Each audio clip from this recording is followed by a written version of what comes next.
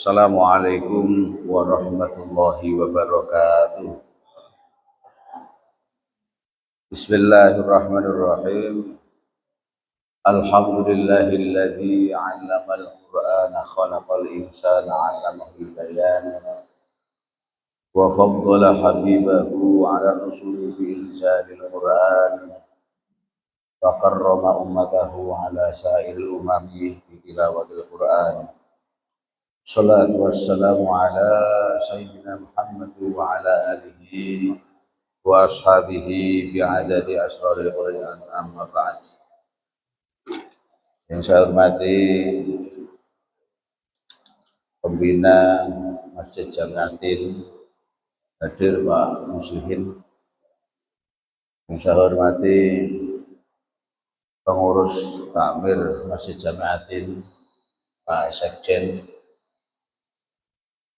Yang saya hormati Bapak Ketua RT, ada Pak Ketua RT 2, Ketua RT 4, Pak RT 1, di sana ya hadir. Bapak-bapak, ibu-ibu, jamaah Masjid Jamiatin, rahimakumullah. Alhamdulillah, kita bersyukur kehadirat Allah Subhanahu wa taala karena malam hari ini kita masih bisa melanjutkan pengajian tafsir dan khatmil Quran yang dilaksanakan secara rutin oleh Masjid Jamiatin. Keistiqomahan ini merupakan sesuatu karunia yang luar biasa, karena ada satu makalah, al-istiqomah khairun min alfi karomah. Istiqomah itu lebih baik daripada 1000 kemuliaan atau keistimewaan. Jadi kalau kita ada keistimewaan, ada kemuliaan dalam satu kegiatan, tetapi itu tidak istiqomah dibandingkan dengan satu kegiatan yang istiqomah rutin, tidak punya keistimewaan, nilainya dalam pandangan Allah masih lebih baik. Karena itu kita syukuri bersama keistiqomahan pengajian tafsir dan khatmil Quran ini masih berlangsung sampai hari ini, dan menurut catatan sudah sampai pada pertemuan yang ke-43. Alhamdulillah.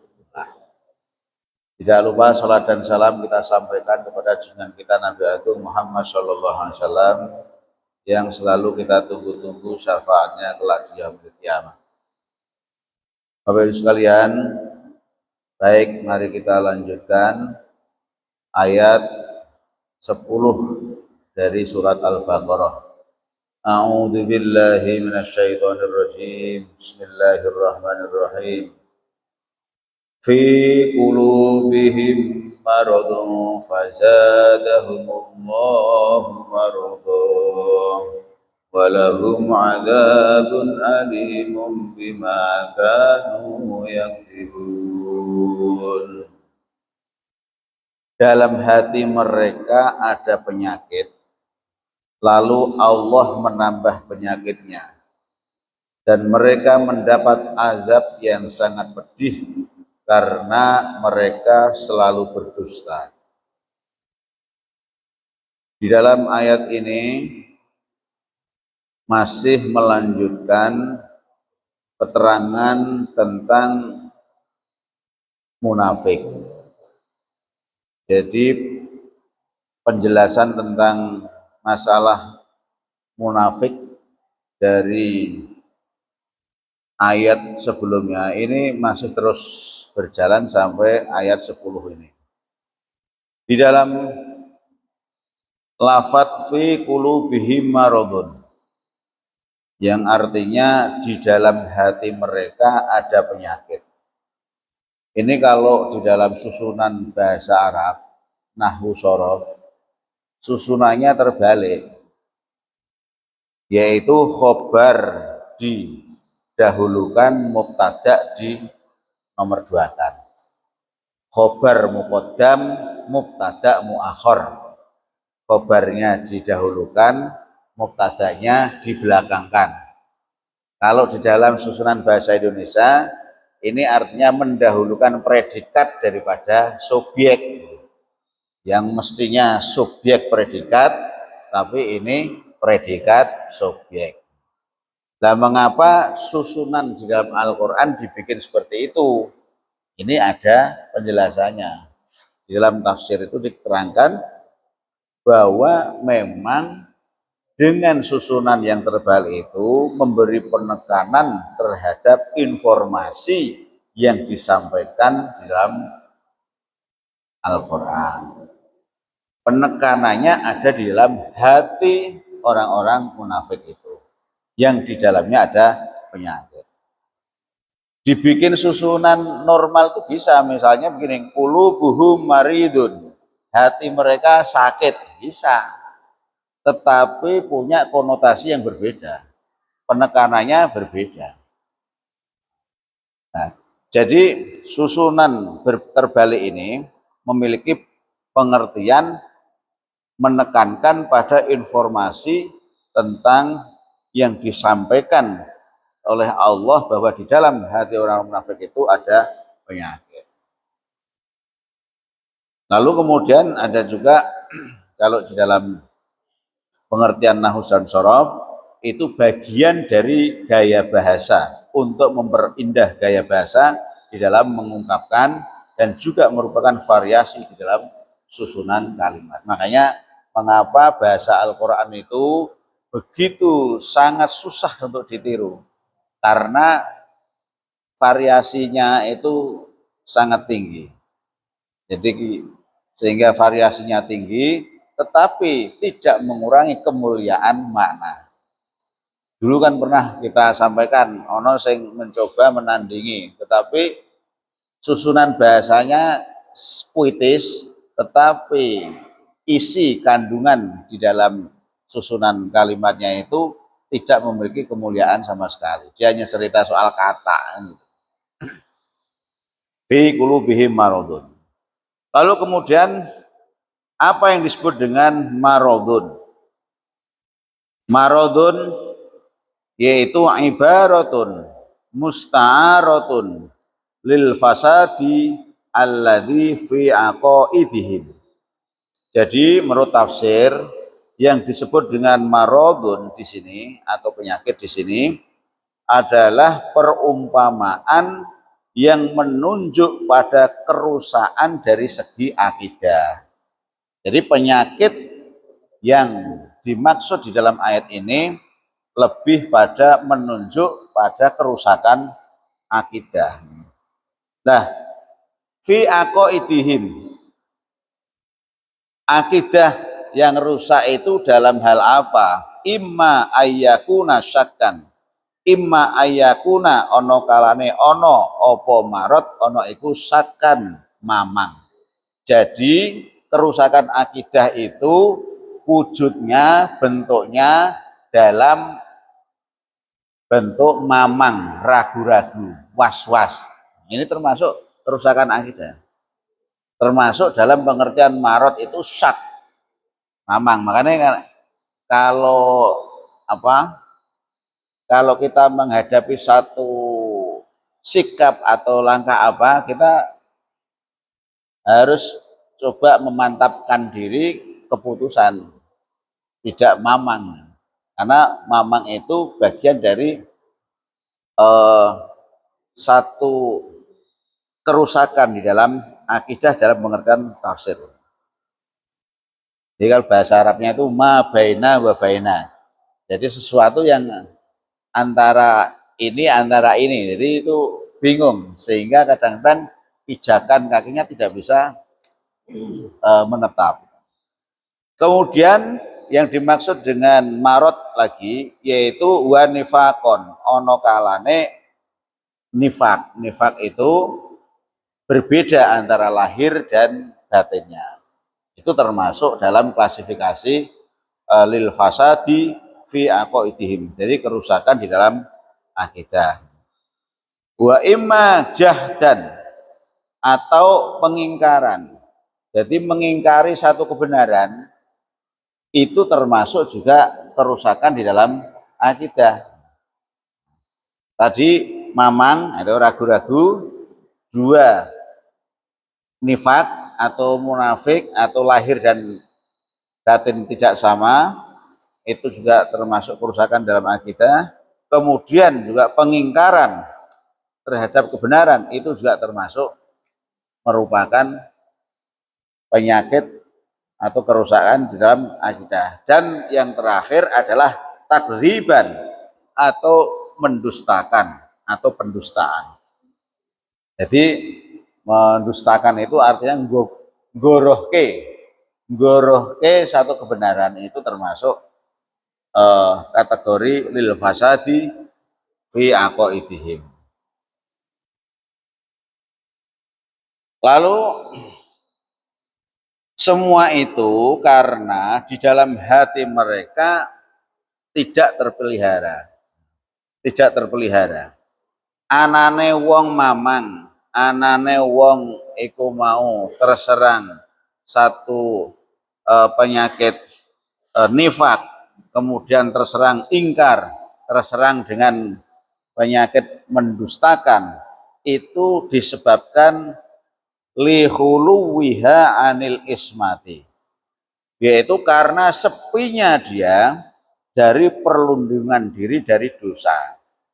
Jadi nek ora terlindungi dari dosa, artinya apa? Artinya dirinya itu mudah mengakses terhadap perbuatan-perbuatan dosa.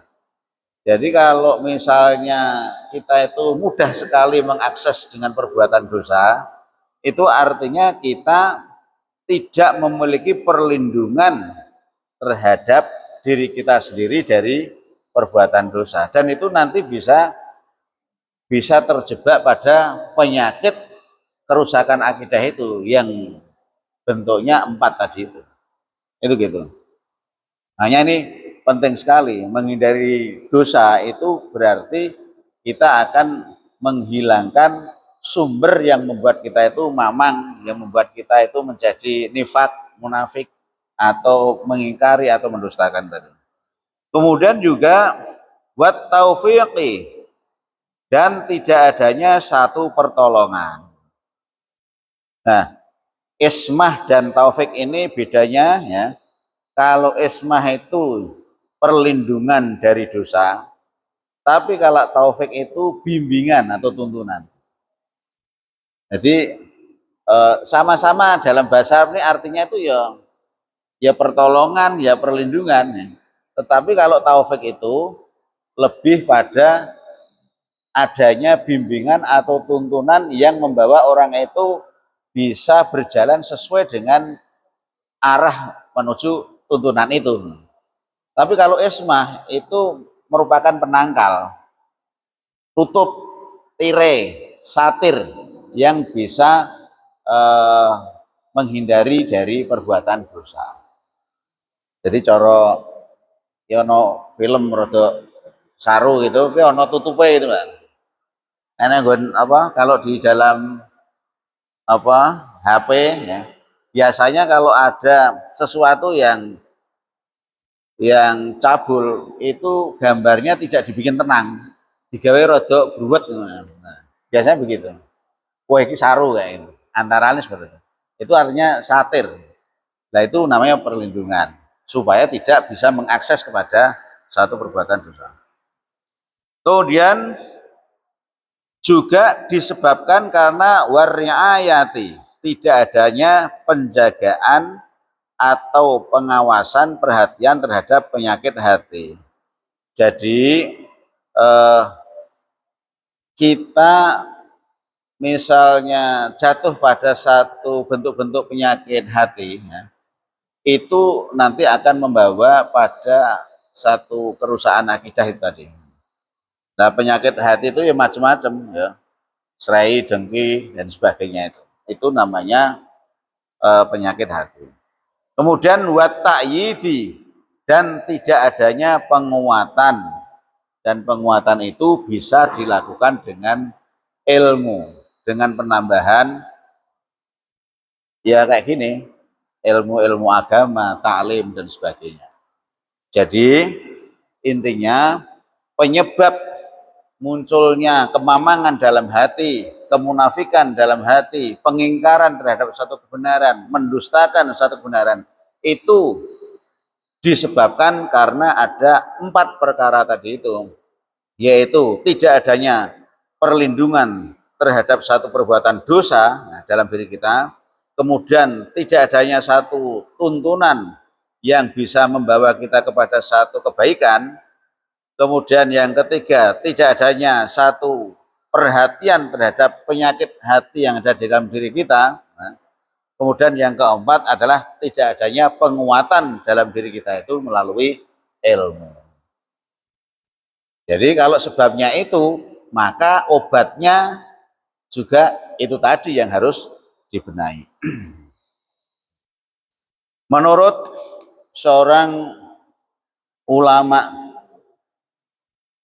yang hidup pada tahun sekitar 390 Hijrah atau 1000 Masehi, yaitu yang bernama Ibnu Faris Al-Lughawi, yang punya nama asli Abdul Husain Ahmad bin Faris. Beliau adalah ahli dalam bidang bahasa Arab dan sastrawan. Beliau memberi definisi maradun. Kalau tadi definisi maradun menurut ahli tafsir, ini menurut ahli bahasa sastrawan ya. Maradun kullu ma kharaja bihil insanu an haddis sihati min illatin au nifakin au taksirin fi amrin.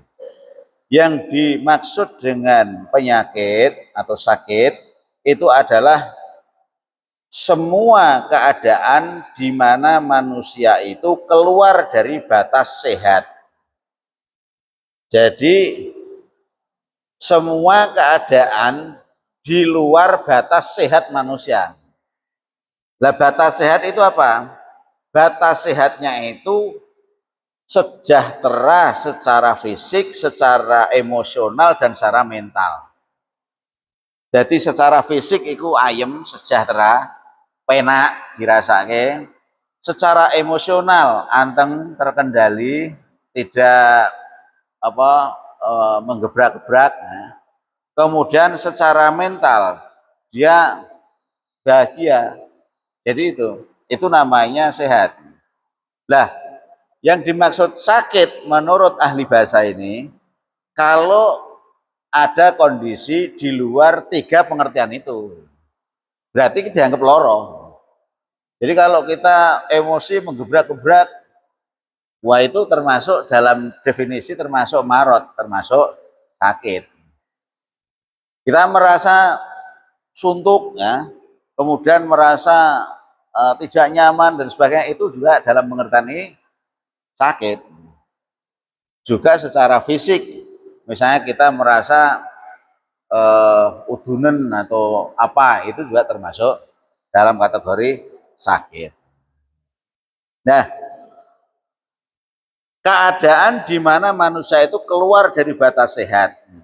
Nah, semua itu terjadi bisa dalam berbagai bentuk, yaitu memang karena adanya penyakit yang menempel atau melekat di badan, kemudian karena ada faktor-faktor yang merupakan pelanggaran kita terhadap perintah Allah. Jadi kalau kita itu melanggar satu perintah atau bahasa lainnya juga menentang dari perintah yang dianjurkan dalam agama, pasti di dalam hati kita itu ada perasaan bersalah. Itu termasuk mengganggu rasa tenang, rasa tenteram, rasa bahagia. Dalam definisi ini termasuk dalam kategori sakit. Sehingga orang yang melanggar perintah Allah loro, sakit. Namanya begitu. Menurut Ibnu Faris Al-Lughawi. Kemudian fazadahumullahu maradha huwa ikhbaru minallah. Lafat fazadahumullahu maradha itu menegaskan bahwa Allah memberikan kabar tentang bertambahnya penyakit mereka. Di dalam tafsir Asyirat itu menggunakan takbir fazadahumullahu maradha ila mardihim. Jadi Allah menambahkan penyakit di atas penyakit mereka. Jadi nifak atau munafik itu sendiri sudah satu penyakit, atau kekafiran itu merupakan satu penyakit. Tetapi itu nanti Allah akan menambah penyakitnya dengan adanya pengingkaran dia terhadap Al-Quran, terhadap Allah, terhadap Rasulnya. Dan ini juga ditegaskan di dalam Al-Quran juga di surat At-Taubah ayat 125, wa ammal ladzina fi qulubihim maradun fazadathum rijsan ila jismihim wa matu wa hum kafirun. Dan adapun orang-orang yang di dalam hati mereka ada penyakit, maka dengan surat itu bertambah kekafiran mereka.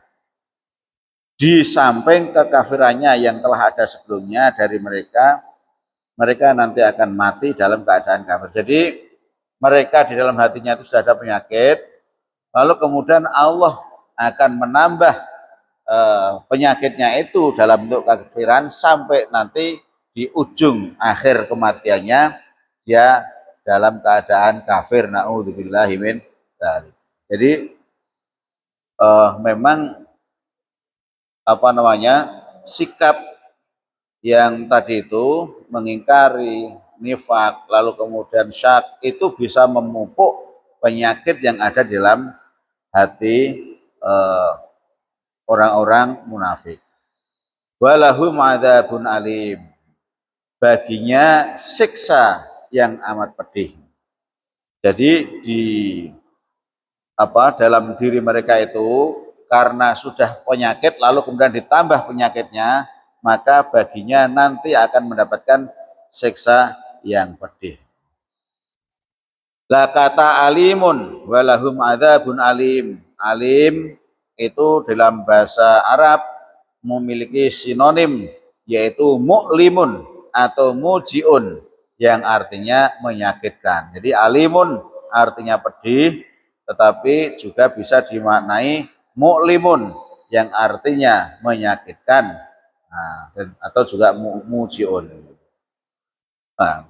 Lalu makanu yakdzibun, karena mereka selalu berdusta. Jadi ini menjelaskan tentang mengapa Allah menambah penyakit dari orang-orang kafir, orang-orang munafik itu, yaitu apa? Makanu yakdzibun, karena mereka selalu berdusta.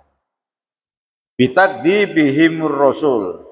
Ini di dalam tafsir diterangkan pendustaan mereka itu, ya, mereka selalu berdusta. Yang menambah penyakitnya dalam hati itu ada 3, bitakdzibihimur rusul, yaitu mendustakan mereka kepada Rasul. Kemudian yang kedua, waraddahum 'alallahi azza wa jalla, mereka membangkang kepada Allah. Dan yang 3, wa takdzibihim bi ayatih, dan mereka mendustakan terhadap ayat-ayatnya. Jadi mendustakan Rasul, membangkang pada Allah, dan juga mendustakan kepada ayat-ayat Allah. Ini merupakan sesuatu yang oleh Allah dinyatakan menambah penyakit di dalam hati orang-orang munafik. Ada satu pandangan penguat dari tafsir Al-Baghawi, ya. Jadi penyakit yang dimaksud di situ adalah keraguan dan kemunafikan. Ini hampir sama. Kalau tadi tafsir Asyirat penjelasan sana, di dalam tafsir lain Al-Baghawi itu juga termasuk dalam kategori penyakit. Di sini maksudnya adalah keraguan dan kemunafikan. Nah, menurut Al-Baghawi, marad atau penyakit itu sendiri memiliki arti lemah. Jadi sakit itu pengertiannya lemah, dalam bahasa Arab sakit lemah. Keraguan disebut sakit karena keraguan itu melemahkan agama seperti penyakit melemahkan badan. Jadi ini merupakan satu analog, ya, perumpamaan bahwa marot itu juga dimaknai sebagai lemah. Karena apa? Karena marot itu melemahkan, ya, syak atau keraguan itu melemahkan dalam hal agama, tetapi kalau marot secara fisik akan melemahkan badan. Jadi disamakan dalam pengertian lemahnya itu. Ini satu bentuk majas atau gaya bahasa. Dan ini semua akan mencederai kesempurnaan jiwa. Jadi penyakit-penyakit seperti tadi itu, keraguan, ya, dan seterusnya itu tadi, itu akan mencederai jiwa, kesempurnaan jiwa, akan membawa kepada keburukan akidah, kemudian juga akan bisa mencegah kita untuk bisa meraih keutamaan dalam beragama. Jadi itu bisa menghambat kita, bisa menghalangi kita untuk semangat di dalam beribadah. Karena itulah ini penting sekali. Di dalam tafsir yang dirilis Kementerian Agama, ya, penyakit itu lebih diarahkan, ya, kepada beberapa hal. Ada 3 hal, yaitu kedengkian terhadap orang yang beriman. Jadi orang munafik yang ada di kota Madinah dulu itu, yang diterangkan di dalam awal-awal surat Al-Baqarah, itu adalah karena kedengkiannya kepada orang yang beriman, keraguannya dengan ajaran Islam, dan keyakinannya yang keliru. Jadi ada 3 kalau menurut pengertian tafsir yang dirilis oleh Kementerian Agama, ya. Kedengkian terhadap orang beriman, ragu terhadap ajaran Islam, dan keyakinan yang keliru. Nah ini, tetapi pada intinya bahwa dengan penyakit yang ada itu akan bisa membuat bertambah apabila kita apabila terus memperbanyak kedustaan-kedustaan yang dilakukan.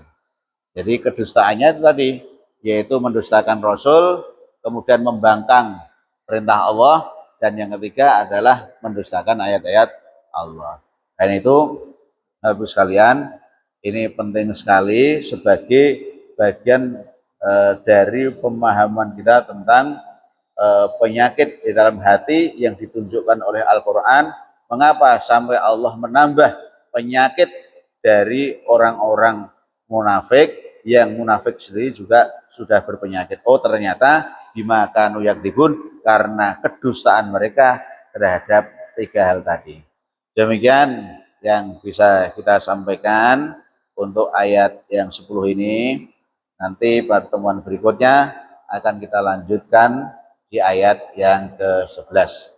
Mudah-mudahan kita tetap istiqomah, amin Allahumma amin. Jadi kalau ini dihitung setiap ayat itu 1 kali tatap muka, berarti kita butuh 6.666 tatap muka. Nah itu berapa tahun saya tidak tahu, ya. Nah, jadi ya.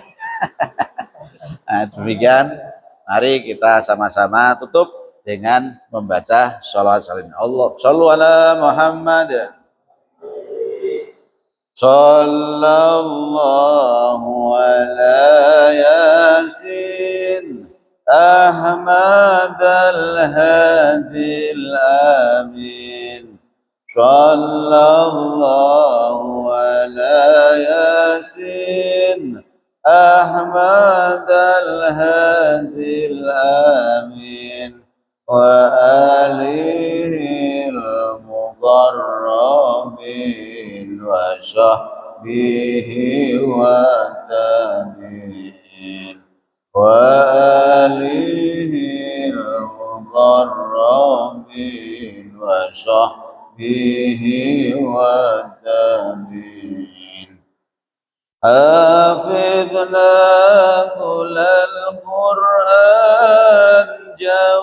زيدنا طلق اللسان فهمنا حق البيان ثبتناه في الجنان بعدنا من الشيطان قربنا إلى الرحمن بعدنا من الشيطان قربنا إلى الرحمن بعدنا من الشيطان قربنا إلى الرحمن صلى الله على ياسين أحمد الهادي الأمين صلى الله على